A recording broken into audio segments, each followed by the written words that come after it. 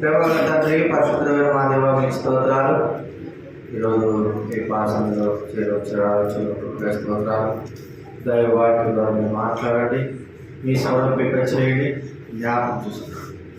ప్రభావం చేస్తూ కృతజ్ఞతాస్తుతులు చెల్లిస్తూ యేసు ప్రభువు నామమున ప్రార్థించి వేడుచున్నాము తండ్రి.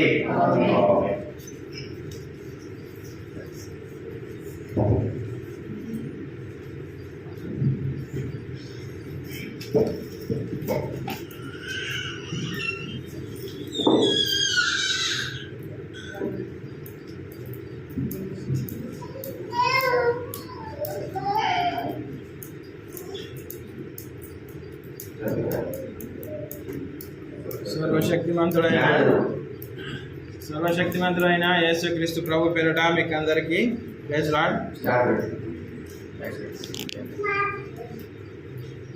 ఆరాధనలో ప్రవేశించే ముందు దేవుని యొక్క పరిశుద్ధ గ్రంథంలో నుంచి మనము ఎలా దేవుని ఆరాధించాలో కొన్ని మాటలు చూసి మనం ఆరాధనలో ప్రవేశిస్తాం.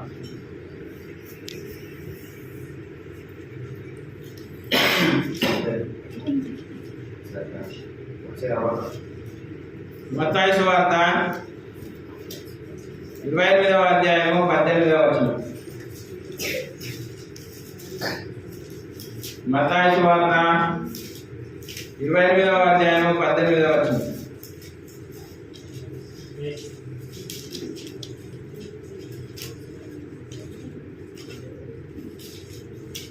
తీసిన వారు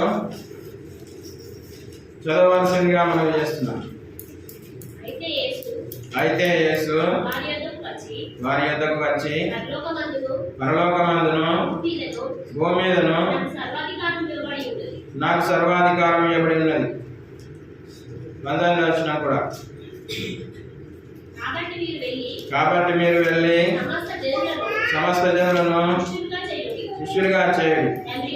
తండ్రి యొక్కయు కుమారుని యొక్కయు పరిశుద్ధాత్మ యొక్కయు నామములోనికి వారికి బాప్తిసం ఇచ్చుచు నేను మీకు ఏ ఏ సంగతులను ఆజ్ఞాపించుచునో వాటిని గైకొనవలెనని వారికి బోధించుడి.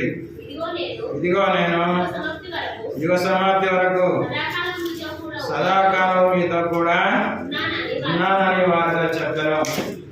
సదాకాలము మనతో కూడా ఉన్నటువంటి దేవుడు కాబట్టి ఆయన ఎలాంటి వాడంట? 18వ వచనంలో ఏమన్నా, పరలోకమందును భూమి మీదను నాకు సర్వాధికారము ఇవ్వబడి ఉన్నది. కాబట్టి ఒక మాట ప్రార్థన చేసుకుందాం.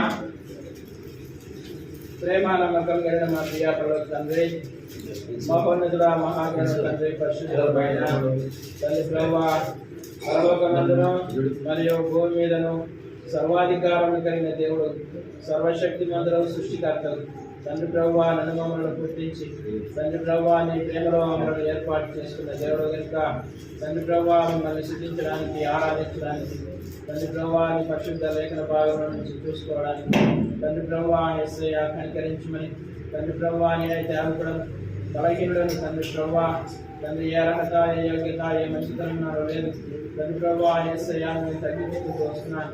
తండ్రి ప్రభువా నన్ను ఖాళీ చేయి ప్రభువా, నా హృదయాన్ని ఖాళీ చేయి, నా మనసును ఖాళీ చేసి తండ్రి ప్రభువా నీ మాటల చేత నింపి తండ్రి ప్రభువా పరిశుద్ధాత్మ దేవుని సహాయం ద్వారా తండ్రి ప్రభువా యేసయ్యా నీ మాటలు తండ్రి ప్రభువా యేసయ్యా తండ్రి ప్రభువా నా నోటిలో ఉంచి తండ్రి ప్రభువా యేసయ్యా తండ్రి నీ నోటికి తండ్రి ప్రభువా నన్ను కూరగా వాడుకోమని తండ్రి ప్రభువా యేసయ్యా నోటి వాడని మట్టి పడనని పట్టుకుంటూ తండ్రి నన్ను తగ్గించుకుంటూ యేసయ్యా తండ్రి ప్రభువా నన్ను నేను యేసయ్యా నీ చేతకు అప్పగించుకుంటూ తండ్రి పరిశుద్ధాత్మ దేవుని యొక్క సహాయం కోరుకుంటూ నా ప్రభువును నా రక్షకుడైన యేసుక్రీస్తు పరిశుద్ధ నామములోనే ప్రార్థించి స్తుతించి బతిమలాడి వేడుకుంటున్నాను మా తండ్రి.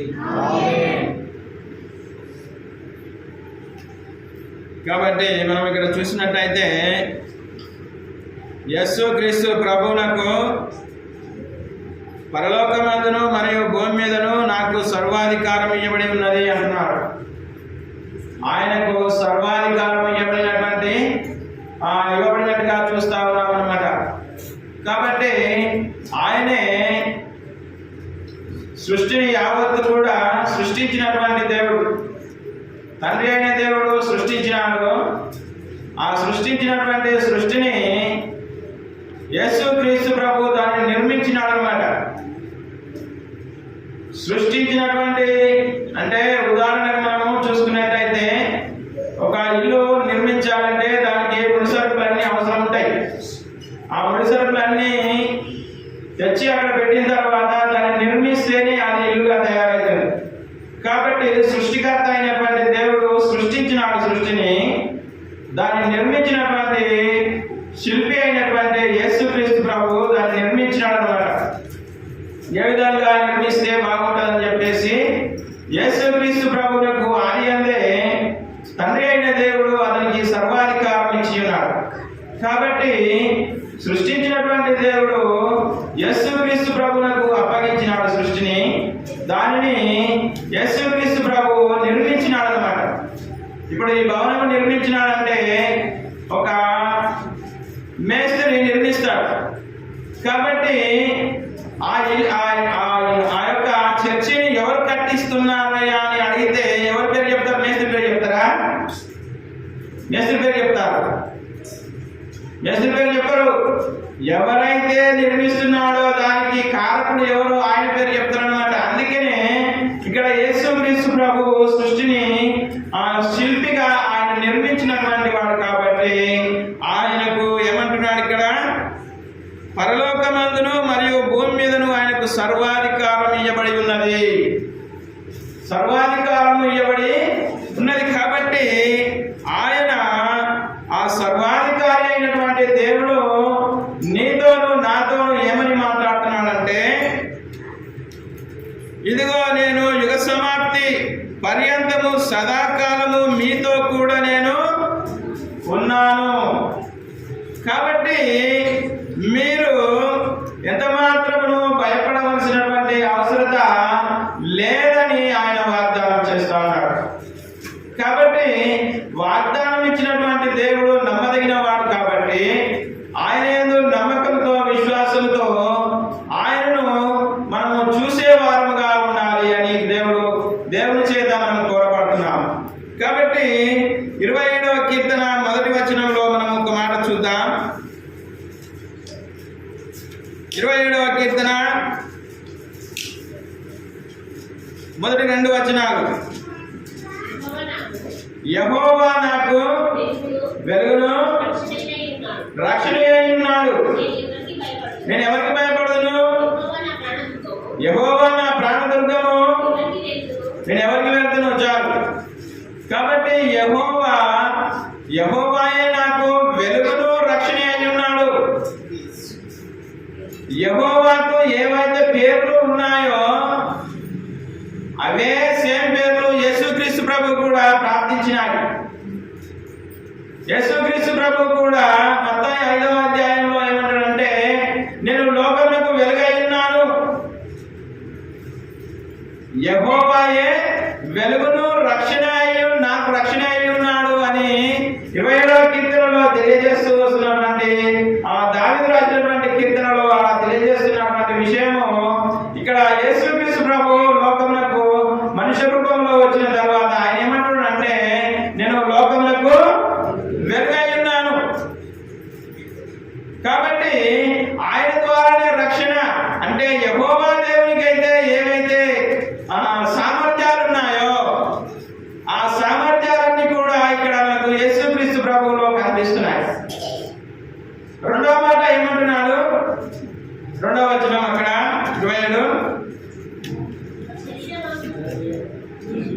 27వ అధ్యాయం కీర్తన 27వ అధ్యాయం. ఆ శరీర మాంసం తినటకై అంతకంటే ముందు ఫస్ట్ది యెహోవా నా ప్రాణదుర్గము. నేను ఎవరికి వెళ్తాను? నేను ఎవరికి వెరవలసినటువంటి అవసరత ఎంత మాత్రము లేదు అని తెలియజేస్తా ఉన్నాడు. కాబట్టి ఆయనే ఇప్పుడు మనం పాడుకున్నటువంటి పాటలు కూడా ఏం పాట పాడినాము? దేవుడే నా పక్షమైన నాకు విరోధి ఎవడు. కాబట్టి కాబట్టి ఆయన సర్వాధికారము పొందినటువంటి దేవుడు. కాబట్టి మత్తయి సువార్త 9వ అధ్యాయము 6వ వచనంలో కూడా ఒక మాట రాయబడి ఉంది. చూడండి, మత్తయి సువార్త 6వ అధ్యాయము 9వ వచనం 10వ వచనం. మత్తయి సువార్త 6వ అధ్యాయము 9, మత్తయి సువార్త 6, 9, 10. కాబట్టి మీరు ఇలా ప్రార్థించుడి, పరలోకమందున్న మా తండ్రి, నీ నామం పరిశుద్ధపరచబడు గాక, నీ రాజ్యం వచ్చును గాక, నీ చిత్తం పరలోకమందు నెరవేర్చబడినట్లు. అయితే దేవుని యొక్క చిత్తము పరలోకమందు నెరవేర్చబడి ఉన్నది. దేవుని యొక్క చిత్తము అనేది ఏదైతే ఉందో ఆ చిత్తము పరలోకమందు ఏమైందంట? నెరవేర్చబడి ఉన్నది. అదే విధముగా భూలోకమందు కూడా నీ చిత్తము నెరవేర్చబడవలెను అని ప్రార్థన చేయాలి అంటున్నారు. మరి భూలోకమందు ఆయన చిత్తము నెరవేర్చబడి ఉన్నదా? ఇప్పుడు నెరవేర్చబడుచు ఉన్నది, పడలే ఇంకా మొత్తం పూర్తిగా. ఆయన చిత్తములకు ఒప్పుకొని ఆయన దగ్గరికి వచ్చినటువంటి వారి యందు ఆయన చిత్తం నెరవేర్చబడతా ఉంది. కానీ మరి అందరూ ప్రజలందరూ వస్తున్నారా? రావడం లేదు.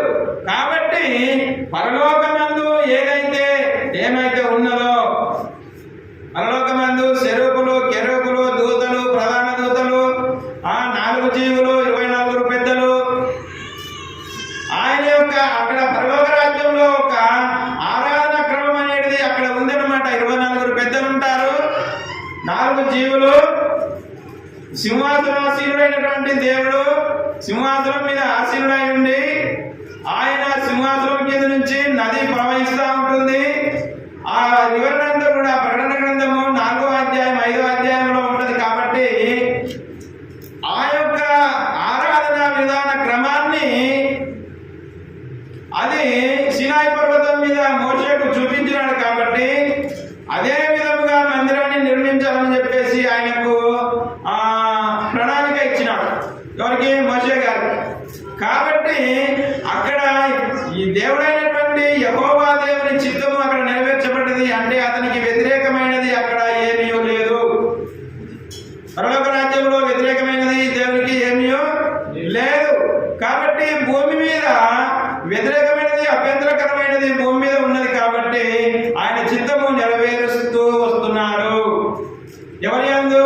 ఆయన తట్టు తిరిగినటువంటి వారి యందు ఆయన చిత్తం నెరవేరుస్తూ వస్తున్నాడు. కాబట్టి భూమి మీద కూడా ఆయన చిత్తము నెరవేర్చబడాలి అనేది జరుగుతూ వస్తుంది అన్నమాట. దాని విషయమై మీరు ప్రార్థన చేయాలి అంటున్నాడు. ఇంకా చూసినట్టయితే మత్తయి సువార్త 9వ అధ్యాయం 6వ వచనంలో కూడా ఒక మాట రాస్తున్నాడు, ఒక మాట చెప్తున్నాడు. మత్తయి సువార్త 9వ అధ్యాయం 6వ వచనం, పాపములు క్షమించుటకు భూమి మీద మనుష్య కుమారునికి అధికారం కలదని మీరు తెలుసుకోవాలని చెప్తున్నాడు. ఎవరికి చెప్తున్నాడయ్యా ఈ మాట అంటే శాస్త్రులు పరిచయులకు చెప్తా ఉన్నాడు. శాస్త్రులు పరిచయులు అభ్యంతర పడతా ఉన్నారు. అక్కడ ఏమని? అక్కడ పక్షవాయు కలిగినటువంటి రోగి నీ పరిపెత్తుదైను నడిచి వెళ్ళము అని చెప్పేసి యేసుక్రీస్తు ప్రభు పక్షవాయు వారితో చెప్పినప్పుడు నీ పాపములు క్షమింపబడి ఉన్నాయని మరోమాట చెప్తాడు యేసుక్రీస్తు ప్రభు. నీ పాపములు క్షమింపబడి ఉన్నాయని, పాపములు క్షమించడానికి దేవునికి ఒక్కరికి మాత్రమే అధికారం ఉంది. భూమి మీద ఉన్న ఏ ప్రవక్తకు కానీ లేకపోతే ఎటువంటి మనిషికి కానీ, దేవుని చేత ఏర్పరచబడినటువంటి మనిషికి కానీ ప్రవక్తకు కానీ అధికారం లేదు పాపాలు క్షమించే అధికారం. మరి ఎవరికి ఉన్నదయ్యా పాపాలు క్షమించే అధికారం అంటే దేవునికి ఒక్కరికి మాత్రమే మానవుని యొక్క పాపాలు క్షమించే అధికారం ఉంది. అందుకనే పరిచయులు అభ్యంతర పడతా ఉన్నారు ఈ మాట అన్నందుకు. యేసుక్రీస్తు ప్రభు పక్షవాయు గల వారిని చూసి ఏమనంటే నీ పాపములు క్షమింపబడి ఉన్నాయని అన్నప్పుడు నువ్వు మానవుడు అయింది నీ పాపములు క్షమింపబడి ఉన్నాయని చెప్పడానికి నీవు దేవదూషణ చేస్తా ఉన్నావు అని చెప్పేసి నేరం మోపుతున్నారనమాట పరిచయులు. కాబట్టి ఆయన ఏం చెప్తానంటే భూమి పైన మనుష్య కుమారునికి పాపములు క్షమించే అధికారం ఉన్నది అని మీరు తెలుసుకోవాలి అంటున్నాడు. ఎవరు తెలుసుకోవాలంటే ఇక్కడ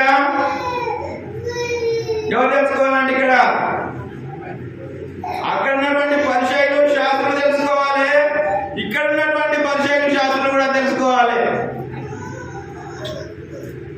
ఇక్కడ కూడా మనము పరిచయులు శాస్త్రం వల్లే ప్రవర్తిస్తుంటాము. ఒక్కొక్కసారి పరిచయులు శాస్త్రులు ఏమంటారంటే లేకపోయినమాట వాళ్ళు రాసినటువంటి వాళ్ళు వాక్యం ఉన్నట్టుగా రాసి దాని విషయాన్ని చదవపరిచేటటువంటి వాళ్ళు. పరిచయులేమో నిష్ఠ గరిష్ఠులతోటి వారికి ఇచ్చినటువంటి ఆజ్ఞలన్నిటి అందు పాటిస్తూ పరిశుద్ధముగా జీవించినటువంటి వాళ్ళు పరిచయులు. పరిచయం అంటే పరిశుద్ధముగా జీవిస్తారు. వాళ్ళకి ఇచ్చినటువంటి 613 ఆజ్ఞలను పాటించాలి. ఇశ్రాయేలు ప్రజలకు ఎన్ని ఆజ్ఞలు ఉన్నాయంట? ఎన్ని ఆజ్ఞలు? మనకు కనబడేటి 10. మనకు కనబడేటి ఆ 10లో ఎన్ని ఆజ్ఞలు ఉన్నాయంట? 613 ఆజ్ఞలు. 613 ఆజ్ఞలను తూచా తప్పకుండా పాటిస్తూ ఉండాలి వాళ్ళు ఇశ్రాయేలు ప్రజలు. వారి ఆ ఆజ్ఞలన్నింటినీ పాటించినటువంటి వాళ్ళు పరిచయులు. వాళ్ళు నిష్ఠ గరిష్ఠులతోటి, నిష్ఠ అంటే ఖచ్చితంగా తూచా తప్పకుండా పాటించాలి. కాబట్టి నిష్ఠ గరిష్ఠులతోటి వారు క్రమమైనటువంటి పద్ధతిలో పాటించినటువంటి వారు పరిచయులు. ఆ పరిచయులైనటువంటి వారు యేసుక్రీస్తు ప్రభువును ప్రశ్నిస్తున్నారు. కాబట్టి ఈ భూమి మీద మనుష్య కుమారునికి పాపమును క్షమించే అధికారం ఉన్నదని మీరు తెలుసుకోవాలి అంటున్నాడు. ఎలా తెలుసుకోవాలి? మీకు ఇవ్వబడినటువంటి పరిశుద్ధ గ్రంథంలో రాయబడి ఉంది. మీరు ఆ పరిశుద్ధ గ్రంథాన్ని చదివినట్టయితే మీకు తెలుస్తుంది అంటాడనమాట. కాబట్టి ఇంకా మనం చూసినట్టయితే మత్తయి సువార్త 11వ అధ్యాయం 27వ వచనాన్ని ఒకసారి చూద్దాం. మత్తయి సువార్త 11వ అధ్యాయం 27వ వచనం. సమస్తమును చూసినావా? ఇక్కడ ఏమంటుందంటే సమస్తమును తండ్రి చేత నాకు అప్పగింపబడి ఉన్నది. ఇంకా తండ్రి కాక ఎవడును కుమారుని ఎరగడు.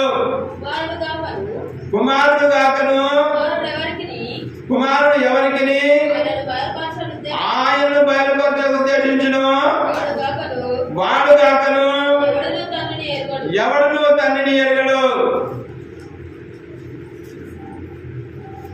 ఏమన్నా అర్థమైంది ఈ వాక్యము? ఈ వాక్యం ఎంతమందికి అర్థమైంది? మరోసారి చదవండి ఈ వాక్యము. సమస్తమును నా తండ్రి చేత నాకు అప్పగింపబడి ఉన్నది. తండ్రి కాక ఎవడును కుమారుని ఎరగడు. కుమారుడు కాకను ఆయన బలపరచ ఉద్దేశించును ఆయన కాకను ఎవడును తండ్రిని ఎరగడు. ఇప్పుడు చెప్పండి ఎంతమందికి అర్థమైంది వాక్యం? అక్కకొక్కరికి అర్థమైందట. అక్క చెప్పండి, ఒక్క మాట చెప్పండి, ఏమర్థమైంది?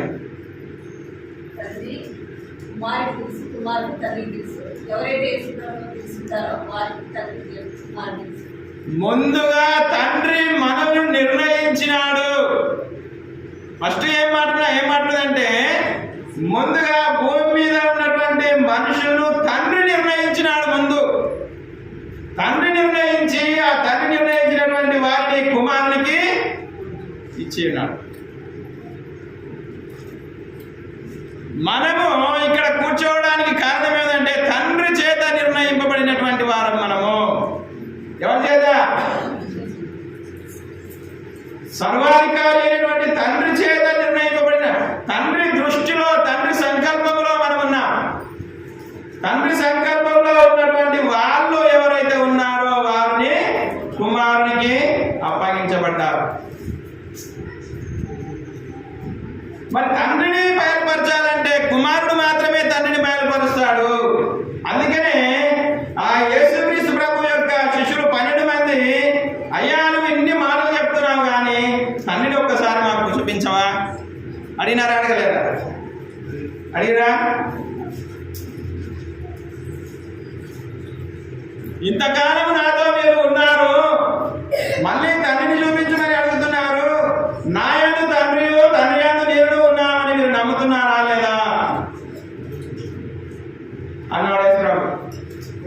నా యందు తండ్రియు తండ్రి యందు నేను ఉన్నామని మీరు నమ్ముతున్నారా?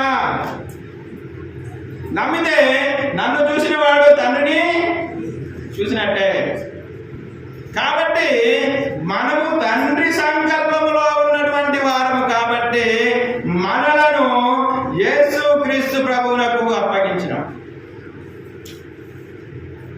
కాబట్టి ఆ వాక్యం యొక్క అర్థం ఏమిటంటే మనం ముందుగానే తండ్రి చేత, తండ్రి సంకల్పంలో, తండ్రి ఎవరినైతే రక్షింపకోరి ఆయన సంకల్పంలో ఉన్నామో వారిని మాత్రమే కుమారుని యొద్దకు వస్తారు అంటున్నాడు అక్కడ. మరోసారి చదవండి ఆ వాక్యం. సమస్తమును తండ్రి చేత నాకు అప్పగింపబడి ఉన్నది, ఎందుకనగా తండ్రి కాక తండ్రి కాక కుమారుని ఎవడైతే ఎరగడో, అంటే తండ్రి నేను నిర్ణయించి కుమారుని చూపిస్తున్నాడు అనమాట. నీవు నా దగ్గరికి వచ్చడానికి నీకు ఏమాత్రం అర్హత లేదు. తండ్రి ఏమన్నాడంటే మనుషునితో, నీవు నా దగ్గరికి రావడానికి ఏమాత్రం అర్హత, ప్రధాన యాజకుడు మాత్రమే సంవత్సరానికి ఒక్కసారి అతి పరిశుద్ధ స్థలంలోనికి అతి పరిశుద్ధముగా వెళ్ళవలెను. కాబట్టి పాపి అయినటువంటి మనుషుడు నా యొద్దకు రావాలంటే నీకు అర్హత లేదు. కాబట్టి ఆ అర్హతను సంపాదించినటువంటి కుమారుని యొద్దకు నిన్ను పంపిస్తున్నాడు. ఎవరి దగ్గరికి? కుమారుని యొద్దకు, యేసుక్రీస్తు ప్రభు యొద్దకు. యేసుక్రీస్తు ద్వారా నీవు తండ్రి యొద్దకు వెళ్ళాలి అదనమాట. యేసుక్రీస్తు ద్వారానే. ఎందుకంటే ఆయన మరణించి ఆయన రక్తం చేత మనము కొనబడిన తరువాత యేసుక్రీస్తు ద్వారా తండ్రి యొద్దకు వెళ్ళాలి. ఆయన ద్వారానే వెళ్ళడానికి అనుగుణం కానీ నువ్వు డైరెక్ట్ గా వెళ్ళడానికి, దేవుని యొద్దకు వెళ్ళడానికి ఆయన సమీపింపరాని తేజస్సులో నివసించే దేవుడు. ఆయన ఎటువంటి దేవుడు అంట? సమీపింపరాని తేజస్సులో నివసించేటటువంటి దేవుడు, అమరత్వము కలిగినటువంటి వాడు. ఆయన మహామహుడైనటువంటి దేవుడు. ఆయన సన్నిధికి చేరడానికి ఎవరికి? అహరోను మోషలకే అర్హత లేదు. మోషే గారు ఒక్కరు మాత్రమే ఆయన సన్నిధిలో 40 రాత్రులు 40 పగళ్ళు సాగిలో పడి ఉన్నాడు. కాబట్టి మోషే ఒక్కడు మాత్రమే దేవుని యొద్దకు వెళ్ళి ఆయనతో ముఖాముఖిగా మాట్లాడినాడు.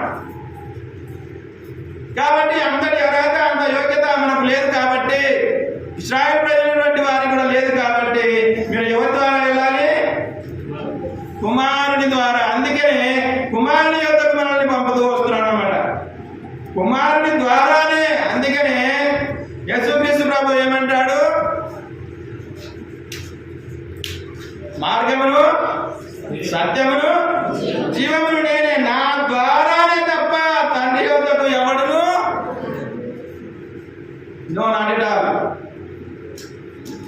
నా ద్వారానే తప్ప నేనే ఆ యొక్క ఏమిటి గుమ్మమునై ఉన్నాను. గుమ్మం అంటే ఇంటిలోకి ప్రవేశించేటటువంటి డోర్. ఆ డోర్ అంటే ఆ గుమ్మం అంటే ఎవరు? యేసుక్రీస్తు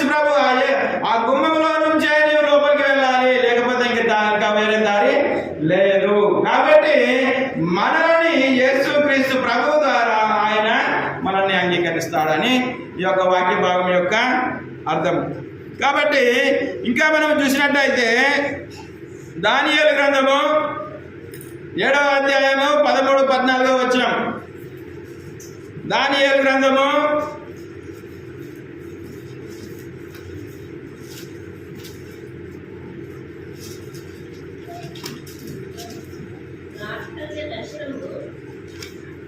గట్టిగా చదవాలి.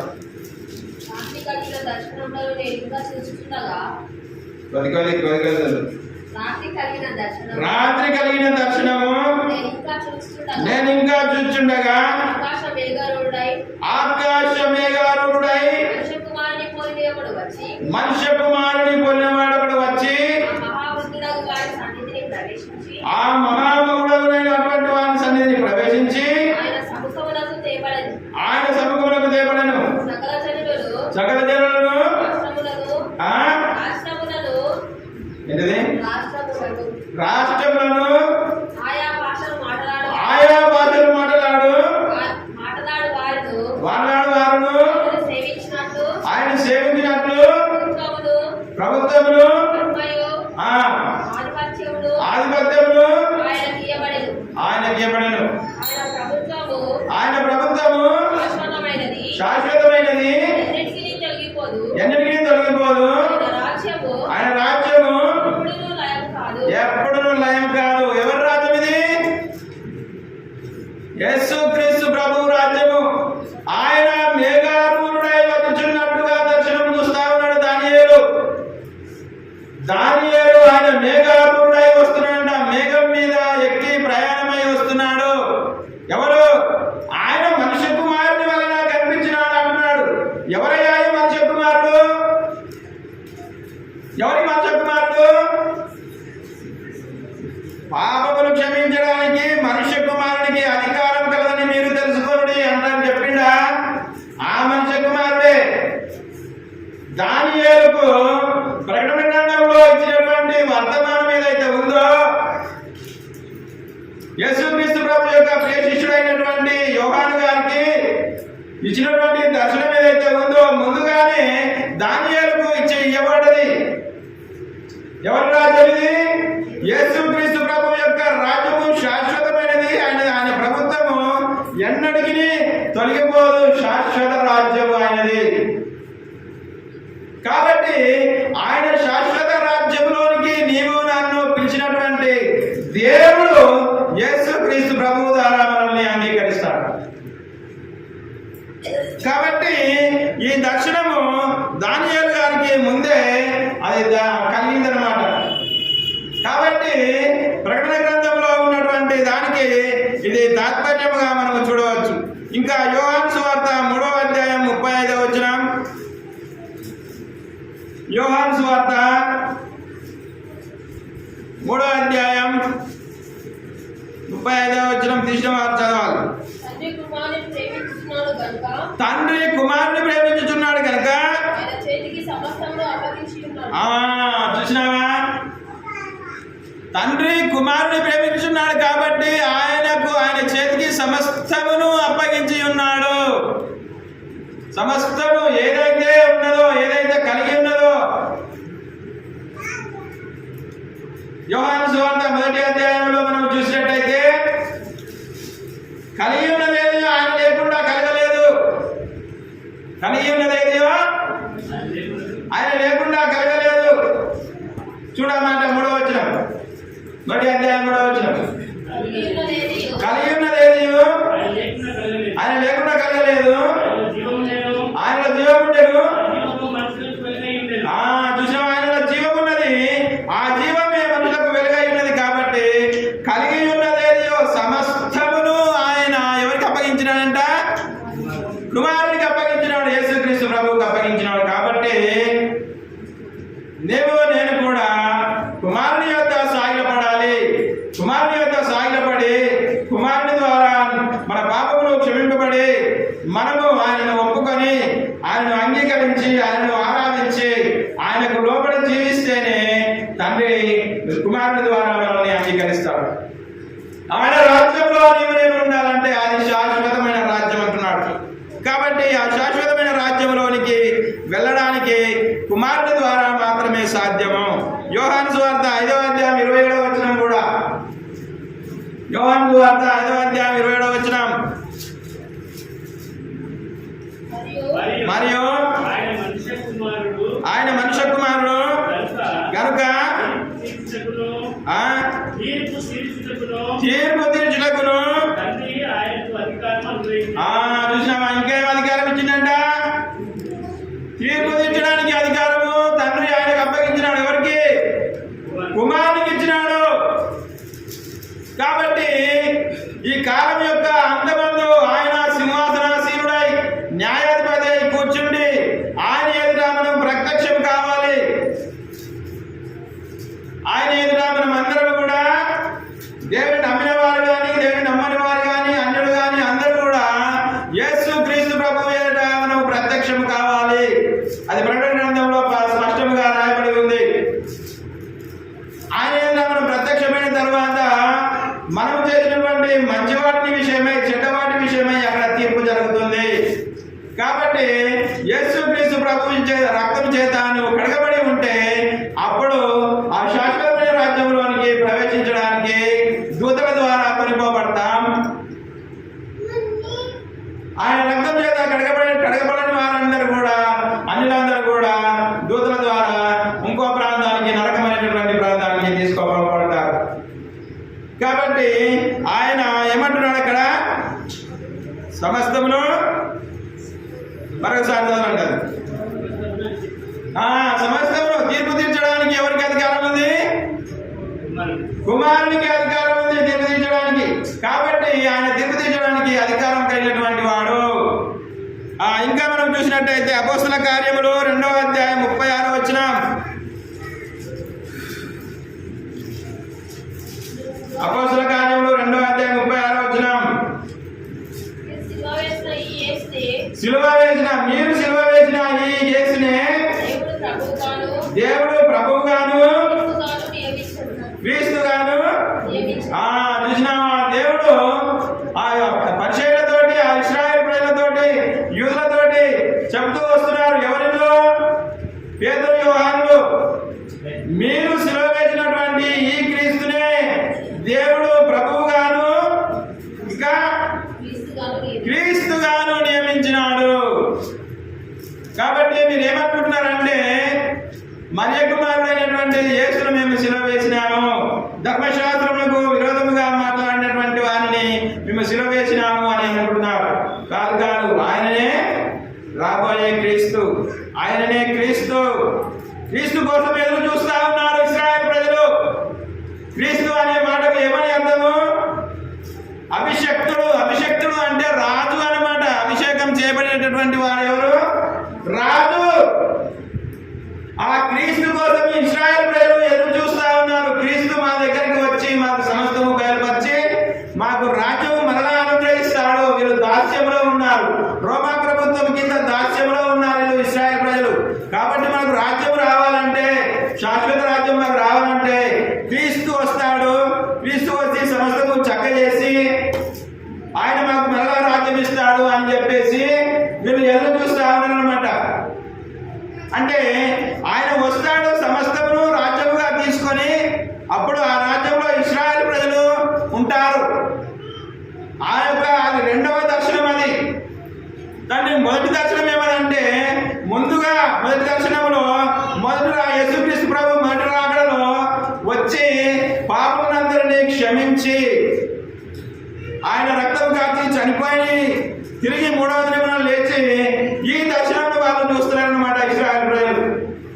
క్రీస్తు అనేది ఆయన వస్తాడు, ఆయన మాకు రాజ్యం ఇస్తాడు అనేది ఒక్కటే వాళ్ళు చూస్తా ఉన్నారన్నమాట. కానీ అంతకంటే ముందు పాపలకు క్షమాపణ అనేది జరగాలి. పాపల క్షమాపణ జరిగిన తర్వాతనే, పాపలను క్షమించిన తర్వాతనే ఆ రాజ్యంలోనికి వస్తారు. ఏదైతే రాజ్యం ఇస్తారని అంటున్నారో ఇశ్రాయేలు ప్రజలు, ఆ రాజ్యంలో ఉన్నటువంటి వాళ్ళు ఎవరు? క్షమింపబడినటువంటి వాళ్ళు రాజ్యంలో ఉంటారు. కానీ ఆ దృశ్యములు మాత్రమే చూస్తున్నారు. కాబట్టి క్రీస్తు అంటే ఆయన అన్నమాట. రాజ్యం ఇస్తాడు మాకు. ఇశ్రాయేలు ప్రజలు కోరికేది అదనమాట, మాకు రాజ్యం ఇస్తాడు. క్రీస్తు వస్తే ఆయన రాజ్యంలో మేము ఉంటాము. మరి ఈయన క్రీస్తు అయితే మరి రాజ్యం ఏది అంటే ఇది ముందుగా చేయబడిన తర్వాత, మొదటి రాకడలో ఇది చేయబడిన తర్వాత ఇప్పుడు రెండవ రాకడలో మళ్ళీ వస్తున్నాడు యేసుక్రీస్తు ప్రభు. రెండవ రాకడలో వచ్చి అప్పుడు రాజ్యమును స్థాపిస్తాడు. అప్పుడు ఏం స్థాపిస్తాడు ఆయన? రాజ్యమును స్థాపిస్తాడు. ఇశ్రాయేలు ప్రజల యొక్క 12 గోత్రం నుంచి ఒక్కొక్క గోత్రం నుంచి 12,000 మంది చొప్పున, మొత్తము ఒక గోత్రం నుంచి 12,000 మంది అయితే ఎంతమంది అవుతారు? మొత్తం 12 గోత్రాలు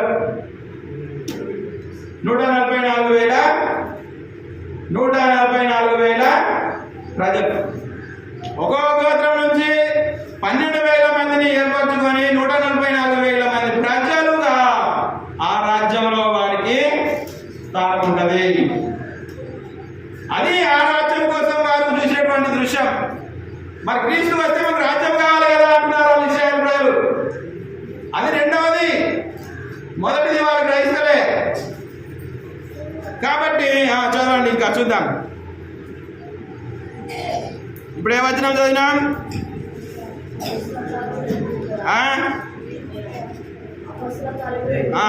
యోహాను సువార్త 17:2. యోహాను సువార్త 17:2.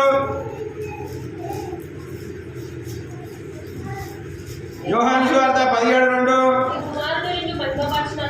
నీ కుమారుడిని మహిమపరచినట్లు నీ కుమారుని మహిమపరచుము. నీవు నీ కుమారునికి ఇచ్చిన వారందరికీ చూసినావా? కుమారునికి ఎవరిచ్చినట్ట? కుమారునికి ఎవరిచ్చినట్ట?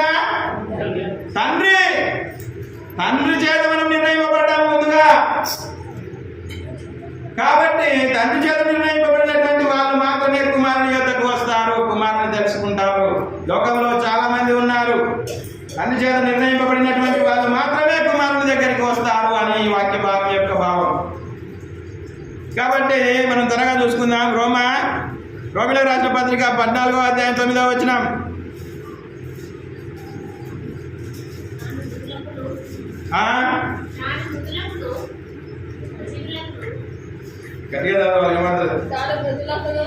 తాను మృదులకును సజీవులకును ప్రభు అయినటకు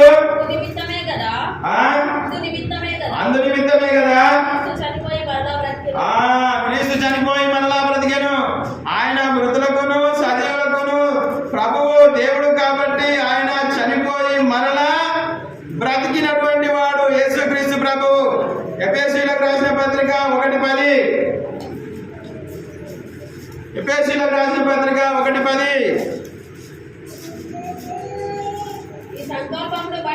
ఈ సంకల్పమును బట్టి పరలోకంలో ఉన్నవే గాని భూమి మీద ఉన్నవే గాని సమస్తమును క్రీస్తునకు ఏకంగా సమకూర్చబడాలని తనలో తాను నిర్ణయించుకొనెను. కాబట్టి మనము ఈ విషయమై ఆయన యందు సర్వాధికారం కలదని, ఆ సర్వాధికారి అయిన దేవుని మనము నమ్మి విశ్వసించవలనని కోరుతా వస్తా ఉన్నాడు. ఫిలిప్పీలకు రాసిన పత్రిక 2వ అధ్యాయం 9-11. 9-11 వచనాలు. ఫిలిప్పీలకు రాసిన పత్రిక 2వ అధ్యాయం 9-11 వచనాలు. అందుచేతను పరలోకమందున్న వారిలో గాని భూమి మీద ఉన్న వారిలో గాని భూమి క్రింద ఉన్న వారిలో గాని ప్రతివాని మోకాలను యేసునామమున వంగునట్లు ప్రతివాని నాలుకయు తండ్రి అయిన దేవుని మహిమార్థమై యేసుక్రీస్తు ప్రభువుని ఒప్పుకొన్నట్లు దేవుడు ఆయనను అధికంగా హెచ్చించి అన్ని నామములకు పైనామమును ఆయన అనుగ్రహించెను. ఇది అన్నమాట ఇశ్రాయేలు ప్రజలు చూసేది. ఇది జరగాలి కదా. క్రీస్తు అయితే సమస్త రాజ్యమును ఆయన రాజ్యముగా స్థాపించి ప్రతి వాని మొక్కలు యేసుక్రీస్తు నామమున వంగబడుతుంది.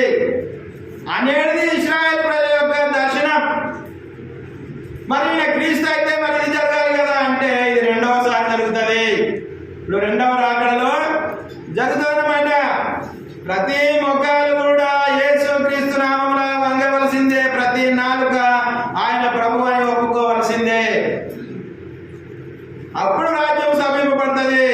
అందులో ఇశ్రాయేలు ప్రజలు ఉంటారు, అన్యులైనటువంటి వారు కూడా ఉంటారు. ఆయన లోకమును ఎంతో ప్రేమించను, కాగా తన అతిథియ కుమారుని యందు విశ్వాసం ఉంచు ప్రతి వాడును నశింపక నిత్య జీవం పొందినట్లు ఆయన అనుగ్రహించి ఉన్నాడు. ఆయన ఎవరు? యేసుక్రీస్తు ప్రభు. కాబట్టి ఆయన యందు అన్యులు కానీ మన ఇశ్రాయేలు ప్రజలు కానీ ఎవరు నశించడానికి ఆయనకి ఇష్టం లేదు. అందుకనే యేసుక్రీస్తు ప్రభు వచ్చినప్పుడు ఇశ్రాయేలు ప్రజలు యేసుక్రీస్తు ప్రభును ధృవీకరించినారు కాబట్టి ఆ రక్షణ మనకు వచ్చింది. లేకపోతే మనకు వచ్చేది కాదు రక్షణ. ఇశ్రాయేలు ప్రజలు యేసుక్రీస్తు ప్రభును ధృవీకరించినారు కాబట్టి మనకు వచ్చింది రక్షణ. యేసుక్రీస్తు ప్రభు మన దగ్గరికి రాలే, మొదట తన ప్రజల యొద్దకు వచ్చినాడు, తన ప్రజలకు రక్షణ ఇవ్వాలని వచ్చినాడు. ఈ ధర్మశాస్త్రము, ఈ ప్రవక్తలు, ఈ గ్రంథమంతా ఇశ్రాయేలు వారు, మనకు కాదు. ఈ గ్రంథం అనేది ఇశ్రాయేలు ప్రజలది, మనది కాదు. ప్రవక్తలు ఇశ్రాయేలు వారు, దర్శనాలు ఇశ్రాయేలువి. వాళ్ళు ధృవీకరించినారు కాబట్టి మనకు రక్షణ వచ్చింది. మరి వారికి ఎట్లా రక్షణ అంటే వారికి కూడా ఇప్పుడు రక్షణ ఇవ్వబోతా ఉన్నాడు. వారిని మనల్ని కలిపి ఆయన రాజ్యము స్థాపిస్తాడనమాట.